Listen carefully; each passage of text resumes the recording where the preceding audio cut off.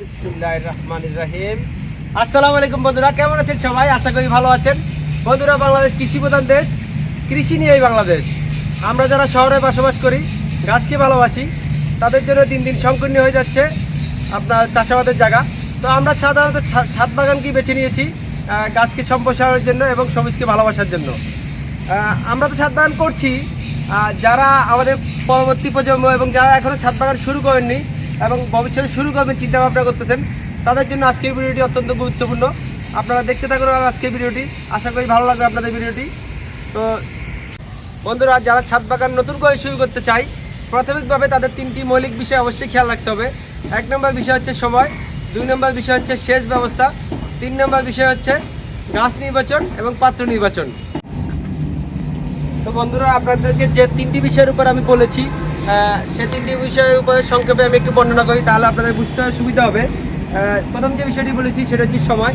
সময় অত্যন্ত গুরুত্বপূর্ণ ছাদ বাগানের জন্য, কারণ আপনি কী পরিমাণে সময় ব্যয় করতে পারবেন আপনার ছাদ বাগানে, সেটি ঠিক করতে পারলেই আপনি আপনার ছাদ বাগানের পরিধি ঠিক করতে পারবেন।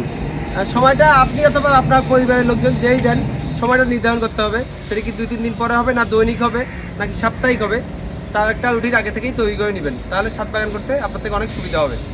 বন্ধুরা, 2 নম্বর যে বিষয়টি বলেছি সেটি হচ্ছে সেচের ব্যবস্থা। আপনার ছাদ বাগান শুরুর আগে অবশ্যই আপনার সেচের ব্যবস্থা চিন্তা ভাবনা করে নিতে হবে, কারণ আপনার গ্রাউন্ড ফ্লোর থেকে অথবা বৃষ্টির পানির দিকে চেয়ে থাকলে কখনোই আপনার ছাদে আপনি সঠিক সেচ দিতে পারবেন না। তো ছাদ বাগান শুরুর আগে অবশ্যই সেচের ব্যবস্থা করে নেবেন, কারণ সেচ ব্যবস্থা সঠিক থাকলে, সঠিকভাবে সেচ দিলে গাছের ফলন এবং গাছের বৃদ্ধি অত্যন্ত সুন্দর হবে এবং আপনি খুশি রাখতে পারবেন। তাই এই বিষয়টি খেয়াল রাখবেন। বন্ধুরা, 3 নম্বর গুরুত্বপূর্ণ বিষয় হচ্ছে গাছ নির্বাচন এবং পাত্র নির্বাচন। এটি অত্যন্ত গুরুত্বপূর্ণ ছাদ বাগানের জন্য, কারণ আপনি সঠিক গাছ নির্বাচন না করতে পারলে প্রাথমিকভাবে আপনি মুক্তি পাবেন ছাদ বাগানের জন্য। আমার ভিডিও অথবা ইউটিউবে সার্চ করে ছাদ বাগানে সহজে চাষ করা যায় সেই গাছগুলো সিলেক্ট করে নেবেন। প্রাথমিকভাবে আমার সাজেশন শাক জাতীয় সবজি জাতীয় গাছ দিয়ে আপনারা প্রাথমিকভাবে শুরু করতে পারেন। আর 2 নম্বর যে বিষয়টি হচ্ছে সেটি হচ্ছে পাত্র নির্বাচন।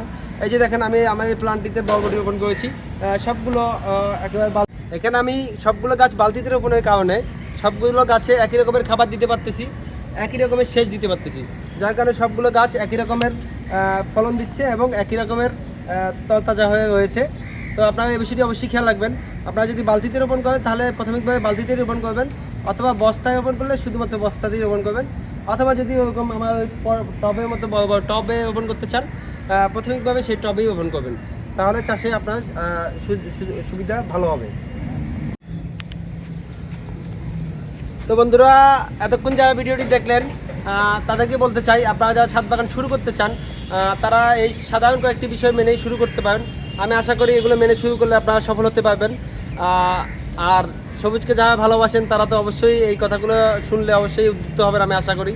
কারণ একটি বাগান করা মানে ছাদ বাগান হোক অথবা উঠান বাগানই হোক, আপনি খেতে পাবেন ফ্রেশ শাকসবজি, কোনো প্রকার কীটনাশক ছাড়া, আর আপনার মন তো ভালো করে দিবেই।